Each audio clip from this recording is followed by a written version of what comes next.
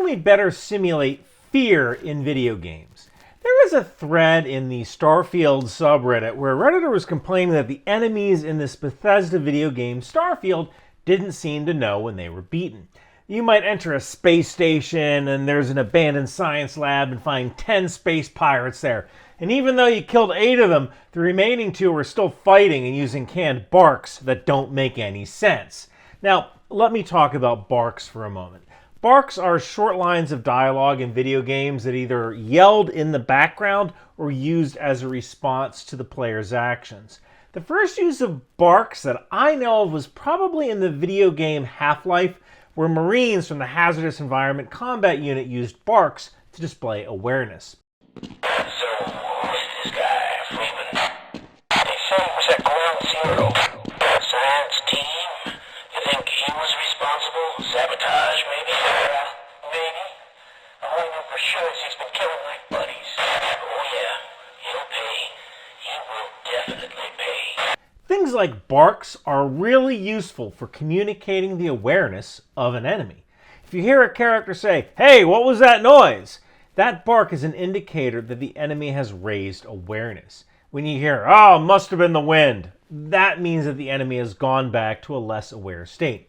And you need mechanics like this because games have to have consistent rules or else you're in for a very frustrating time. In real life, if a guard hears a noise, he might go investigate, but it's much more likely that he'll report up to his chain of command or call for backup. But if you're playing something like Skyrim, you can make a guard aware and then lower their awareness and make them aware and lower their awareness multiple times and just kind of keep doing it. That's not very realistic. In real life, maybe a guard would lower their level of awareness once, but it's not going to happen a second time. They will come find you or they will go get help. Now, I really don't have time to play video games, but I am very interested in behavioral AI. So how can we create a way to make a game fun, but also realistic when it comes to modeling the behavior of guards or enemies? And I think the key is fear. Now, before I get into the basics, a lot of people ask me how I know so much stuff, and a lot of that is because I am always learning. When I go running or when I'm in the car, I don't listen to music, I listen to an audiobook. But sometimes even I don't have the time for audiobooks, so I listen to Blinkist. Blinkist allows you to extract the key concepts of over 6,500 nonfiction books and podcasts. For example, I'm into AI, as you can tell. This video's about AI. I'm currently listening to AI Superpowers by Kai-Fu Lee on Blinkist, and I can finish it before I'm done with my squats. Blinkist works with text or audio, so you can read it during a break at work or pop your earbuds in and go for a walk and learn something. Blinkist also has Blinkist Spaces. This allows you to recommend titles to your friends or family, and you can get my Blinkist Space in the link below. So get a 7-day free trial and 40% off Blinkist annual premium by using the link in the description below, and let's get smarter together. Okay, so let's go back to talking about simulating fear in video games. Fear, or at least self-preservation, is a pretty universal emotion in living creatures. It is a competitive trait. If creatures didn't have a sense of self-preservation, they'd be a lot less likely to survive and pass their genes along to the next generation. Now, that fear response may make you think of the term fight or flight, but that's a very simplistic model of behavior. In the book On Killing by Lieutenant Colonel Dave Grossman, he postulates that fight or flight can be more realistically modeled as fight, flight, posture, or submit. These two additional options of posture or submit can add a lot more nuance to the behavior of an enemy. Think of posturing like Ronnie from Season 1 on the Jersey Shore. Come at me, bro. And think of submission like a dog showing its belly or surrender. So how can we integrate this into a game? Well, the role-playing game Dungeons & Dragons has already integrated something like this. They call it Fortitude. We can seed enemies that are randomly generated with certain levels of fortitude. And to keep it like Dungeons & Dragons, since they did such a good job of introducing it, let's make it on an initial scale of 0 to 20. So when an encounter with the player occurs, Characters with a high fortitude, let's say between 17 and 20, they start to fight. Characters with a moderate fortitude, let's say between 10 and 16, will posture. Maybe they'll yell at the player or taunt the player. Characters with a low fortitude, call it between 5 and 9, might flee, or at least flee and get into a defensive fighting position. Or if they can't flee, maybe they might try to hide. Characters with a very low fortitude, let's say between 0 and 4, will throw away their weapons and surrender. So now we have a model, but it doesn't necessarily reflect real life. For example, let's say we're playing STARFIELD and we enter an abandoned research station that's been overtaken by 10 pirates. We have to eliminate these pirates to complete the mission. So let's generate a random fortitude model for 10 pirates. There we go. Now, based on this random distribution, we have one guy who's an absolute John Wick and is going to fight. But most of the guys are going to posture. One guy will flee, and 2 are going to surrender. So, I didn't actually know what the results are going to be before I created the spreadsheet that created these random numbers, but this is actually a fairly realistic distribution. Again, in the book On Killing, Lieutenant Colonel Grossman talks about how during World War II, only 20% of infantrymen actually fired their rifles at the enemy. Everybody else was posturing by shooting over the enemy's head, or fleeing by helping bring up ammunition, or submitting by tending the wounded. Some of this was attributed to the fact that soldiers in the 1940s were trained to shoot at bullseyes, and nothing you are looking at on the battlefield looks like a bullseye. Another reason is that at the time, America was a predominantly Christian nation, and 37% of Americans regularly attended church. I mean, for 18 years you're told thou shalt not kill, and then the Army hands you a rifle and 13 weeks of training and says, okay, go kill. Yeah, it ain't gonna work. You can't supersede 18 years of conditioning not to kill with 13 weeks of training, although you kind of can. So, incidentally, the ratio of soldiers shooting their rifles was up to about 90% during the Vietnam War, and a lot of that was due to operant conditioning. It was due to the Army switching over to pop-up targets that were shaped like the silhouettes of human beings instead of bullseyes.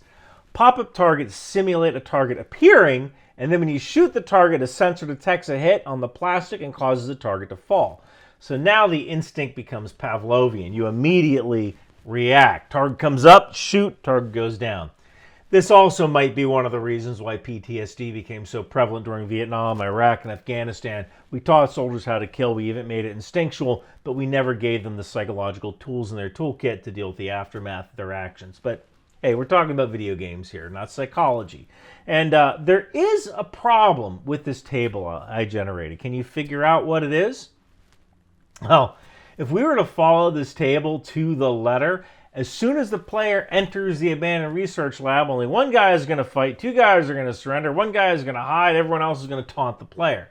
If it's 10 pirates versus 1 player, those are some pretty good odds in favor of the pirates. So I don't necessarily see some guys just dropping their weapons and surrendering, especially if the odds are in their favor. I mean, how fast would you get kicked out of your pirate crew if you just dropped your weapon when the odds were in your favor to begin with? So we need a way to change fortitude based on battle conditions. Going back to the book On Killing, during World War II, one group of infantrymen had a 98% chance of firing at their targets. Those are the machine gunners. Why? A machine gun is a crew-served weapon. You typically have a gunner, an assistant gunner, and sometimes an ammo bearer. Having one more person next to you absolved you from the guilt of killing. So let's go with the concept that fortitude can increase or decrease based on proximity to your allies. So now when we create a model of a pirate crew, let's create a base fortitude that we randomly generate. But let's also create a total fortitude, which will be what drives the enemy's behavior based on battle conditions. And this total fortitude can change based on buffs or debuffs. So let's use Pirate 1, who has a base fortitude of 11 as an example. We'll say that if he has an encounter and Pirate 1 is within eyesight of an ally, let's say Pirate 2, whose total fortitude increases from 11 to 13. But if the pirate is alone during the encounter, his fortitude decreases by 2, bringing him down to a 9. And here's how this can work and make things more realistic. If Pirate 1 is standing next to Pirate 2 and you shoot Pirate 2, Pirate 1 instantly gets a 2-point debuff after his buddy is blown away. Now the pirate goes from a Fortitude of 11 to a Fortitude of 9 and the pirate runs away.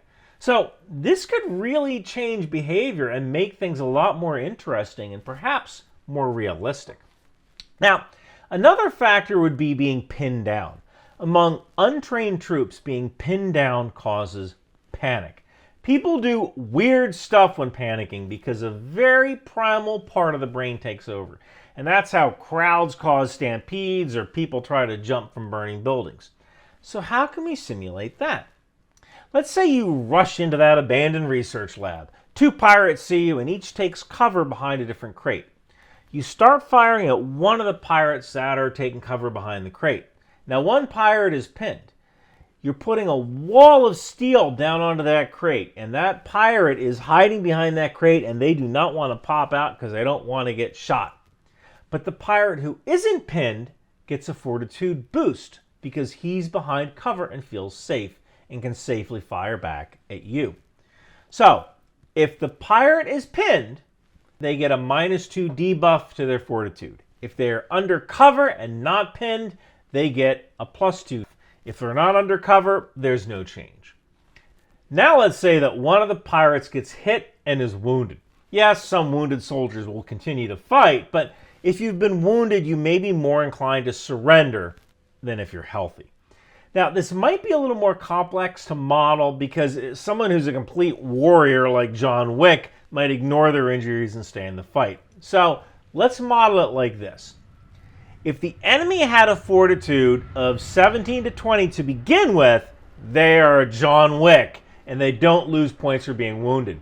But if they started with a Fortitude of 16 below, they get a -2 debuff to their Fortitude if they're wounded. Now, I don't believe STARFIELD simulates wounding. Sometimes you see people kind of reach up when they're near the end of their health. So I'm not going to use wounding Fortitude in the particular example I'm going to show at the end, but be aware that if you're creating your own game, it could be a useful dynamic. Now let's talk about ammunition. A soldier who is out of ammunition might be less inclined to fight. Now again, I don't think STARFIELD models ammunition consumption by enemies, but this could be used if you're developing your own game. So as long as they have ammo, there's no effect, but if they run out of ammo or run low on ammo, give them a -2 to their Fortitude. Finally, let's talk about leadership. Whether it's bandits in Skyrim or wasteland junkies in Fallout 3 or pirates in STARFIELD, someone is leading the group. If the unit is near the leader, they get a +2. If they're not near the leader, then there's no change. If they leave the eyesight of the leader, the buff is removed. And if the leader is killed, it's a major blow, and we drop everybody's Fortitude by -2. Now, ideally, the Fortitude would only drop from people who actually saw their leader get killed, but that might be too difficult to model. You could also say that enemies are constantly communicating during combat, so dropping everyone's Fortitude by 2 if a leader gets killed would be realistic enough. So how would this actually look? Well, let's generate an abandoned research lab that's been taken over as a pirate base. We have an airlock, a lab, 3 offices, a hallway, a cafeteria, quarters, and a bathroom. The gray shapes in this case are cover. It could be a desk, piece of lab equipment, chest-high walls, whatever. Let's put the leader in the quarters since he's usually the strongest and one of the last people you encounter in a game. Then let's fill the lab with enemies randomly generated with their Fortitude color-coded. Red is for fight, orange is for posture, yellow for flight, green for submit. Now, I'm only going to simulate being alone, being pinned, and being near leadership since STARFIELD doesn't really simulate ammunition or wounding. The player character is this blue dot. As soon as the player character enters the lab, we immediately start our Fortitude checks on everybody with an eyesight of the player character. Pirates 1, 2, and 3 are all within eyesight of each other and nobody is pinned. They immediately get +2 to their Fortitude since they're all within eyesight of each other. Since nobody is in cover, there's no cover bonus. Pirate 1 now increases their Fortitude from 11 to 13. There's no change in posture. Pirate 2 goes from 16 to 18, turning them red. Now they're in fight mode posture. Pirate 3 goes from 3 to 5, or from submit mode to flee mode. So here's what happens. Pirate 1 just starts barking, "You made a bad move, pal!" And then he goes and takes cover. Pirate 2 just starts shooting. Pirate 3 decides that he did not sign up for this, and he runs into the hallway where Pirates 4 and 9 are. Now, by the way, this is the point where you could have one or two contextual barks. Pirate 4 or 9 might bark something like, "What's going on?" And Pirate 3 might say, "We're being attacked!" Now, I also want to talk about this hallway and how we could use enemy communication to make the enemy response more realistic. But let's get back to the game. I'll get to that in a second. The player takes out Pirate 2. Now Pirate 1 is totally alone, so his Fortitude falls by 2. Now he's back to 11. The player starts shooting at Pirate 1's cover. The Pirate 1 is now barking, "Get out of here while you still can!" Pirate 1 is now pinned, so his Fortitude falls by 2 more points. Now he's at 9. Now the pirate is in flight mode. So Pirate 1 panics, and he flees toward the hallway to get the heck away from the player. The player kills Pirate 1 right before he reaches the hallway. Now at this point, Pirates 3, 4, and 9 are in the hallway. Now, a really good AI should be rallying the troops, because the best way of stopping the player is in the hallway. This is the fatal funnel. In real life, the pirates probably make a stand in the doorways to the corridors or to the cafeteria. AI like that might be too hard to program. It would require a lot of advanced problem solving that's happening off screen, and that takes a lot of processing power. We could simulate it by raising an alarm state if an enemy goes into another room where there are other enemies after that enemy has seen the player. Then those enemies can come up with a plan to defend the area, or they could just immediately rush the player. I think that Far Cry 6 has a system like that, but from what I've actually seen when I play tested Starfield to test this theory, it doesn't seem like Starfield does that. So we're going to say that if the player isn't actively in combat, the AI goes into an aware but non-combative state. So if one enemy is aware and engaging the player, any enemy within line of sight is also aware. But it would be kind of neat to tweak the AI so that adjacent rooms are notified by the enemy while you're not watching. Note that if this was the case, Pirate 5, who is in one of these offices down here, might hide, or they might actually come and investigate depending on their fortitude. So this makes the game a lot more random. So now the player starts to clear offices. They encounter Pirate 5. Pirate 5 has no allies around them. So he falls by 2, but it doesn't really matter because the player kills Pirate 5. The player continues clearing rooms until he gets to the hallway. At this point, Pirate 3 has no change, but now that the player is in the hallway, he resumes his state and keeps running to safety, which in this case would be the quarters. Pirate 4 is an eyesight of Pirates 3 and 9, which raises him from a 2 to a 4. But that doesn't change their state. They're still in surrender mode. At this point, Pirate 4 is kind of like Lambert and Alien, totally terrified. Pirate 4 tries to surrender. We're going to deal with that in a sec. Pirate 9 is with an eyesight of 2 allies, so he's raised by 2. He also isn't pinned. Now, this might actually present an interesting moral choice. Maybe if Pirate 9 has a higher fight fortitude and he was red, he might gun down Pirate 3 for fleeing, or gun down Pirate 4 for cowardice. That would be a neat thing to program and would add a lot more dynamics to the game. So, Pirate 9 is now in posture mode. He takes up a position in the doorway and starts shouting at the player, "You made a big mistake, pal!" Since Pirate 9 is in the doorway with an aggressive posture, this should trigger Pirate 7, who will now get behind cover. Pirate 7 gets a +2 for being supported by Pirate 9, and a +2 for being in cover. So now Pirate 9 is in fight mode. Now what to do about Pirate 4? This would introduce a really neat moral choice system in the game. If you kill someone who surrendered, your crew might not like that. If this were a game like New Vegas, maybe killing someone who surrendered would cause you to lose karma. What the heck do you do with a prisoner during a firefight? Maybe you take them down battlefield hardline style and zip tie them. Maybe you bring them back for a bounty if the ship has a brig. Maybe after the battle is over, you cut them loose. Maybe you offer them a job on your ship if they have the skills, or maybe you leave them there with some food or water and a promise to call the authorities, which you may or may not do. Again, your crew may or may not like that. I didn't sign on to this voyage to take part in mass murder. But Starfield doesn't have the surrender mechanics, so we're just going to kill this particular player in cold blood. Now we fight Pirate 9, who's posturing. The player approaches Pirate 9, who keeps barking at him, and the player blows him away. You notice how Pirate 9 never even fired a shot? You might think that's unrealistic, but there is a term called condition black, which is not a good place to be. In the military, there's something called the 5 conditions, which goes white, yellow, orange, red, and black. The self-defense community and people who conceal carry firearms have co-opted these terms. Condition white is your normal everyday life. You're walking around, you're not paying attention, you're on your phone, unaware of your surroundings. You feel safe and comfortable, and you're not expecting trouble.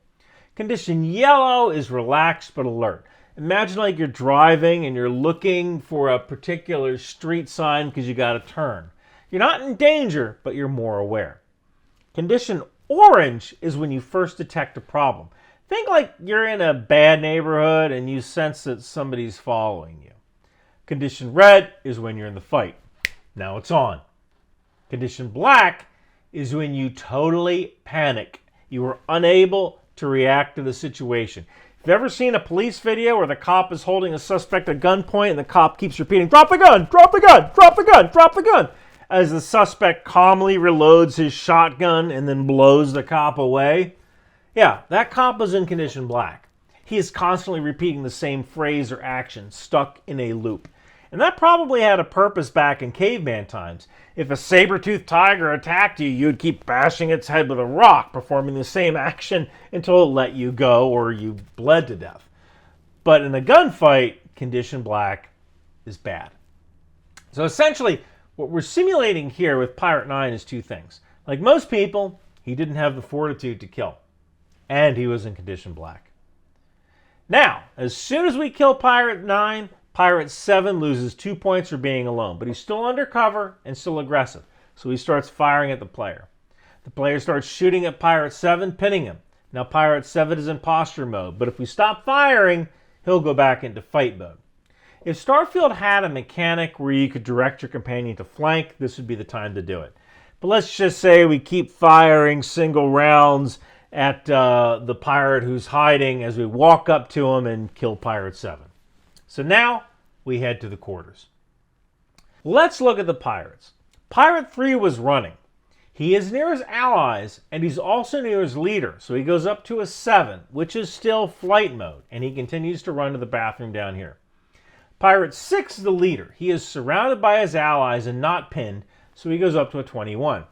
I know the scale only goes up to 20, but this was just for the initial random roll. In order to make a truly tough enemy or a real leader, I'm talking the Smedley Butler, Audie Murphy type, we need to have high, almost superhuman fortitude. Pirate 10 is undercover, is surrounded by allies, and is near their leader. So he goes up from a 10 to a 14, but his posturing state doesn't change.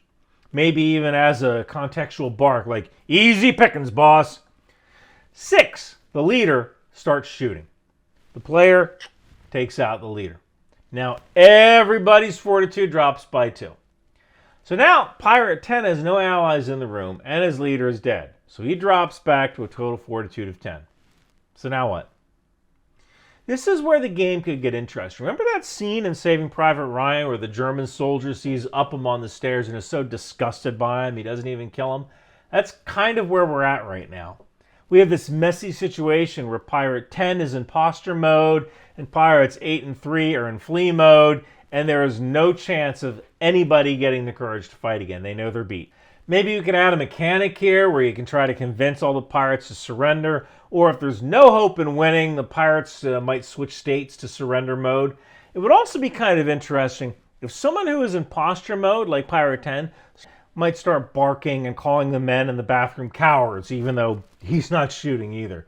Maybe we could even roll a Fortitude check where the person with the highest Fortitude rolls a random number from 0 to 20, and if it's above 17, they just go into last-ditch fight mode.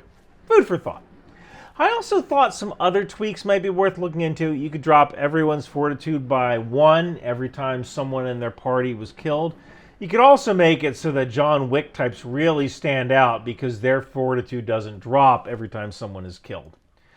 This could also simulate a unit slowly losing morale as they lose personnel. The leader might not lose morale, but his men might. Heck, we could even have a Fortitude check when some of the pirates decide to kill their leader because they know the situation is hopeless and they want to surrender instead of their leader getting them all killed. They'd rather take their chances with you. And it would also be kind of interesting if there isn't always enough room on your ship to accommodate all of the people who are surrendering. That could lead to some interesting choices of leaving people behind, or maybe leaving one of your men behind with food and water because it's morally imperative you take the prisoners. One final thing. It would be interesting to see characters suffer from wounding that puts them out of the fight temporarily, or see other characters attempt to help the wounded, drag them away, or bandage them. That would be pretty cool to see and would add realism.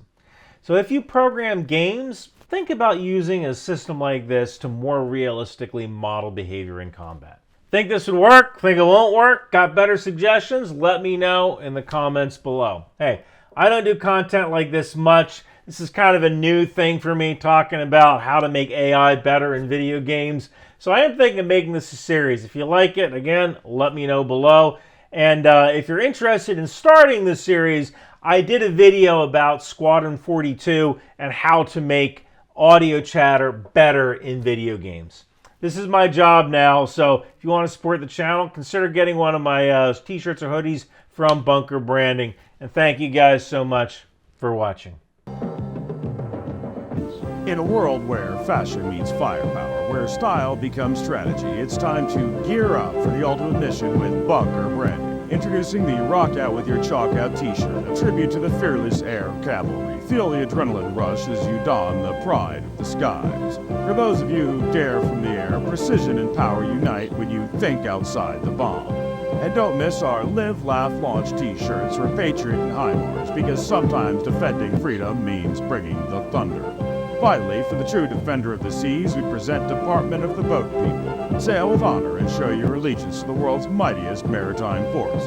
With these shirts, hoodies, and stickers, along with the tow missile, landmines, and drone warfare. These aren't just shirts, they're statements. They're your way of saying I stand for strength, unity, and style. Get yours at Bunker Branding today.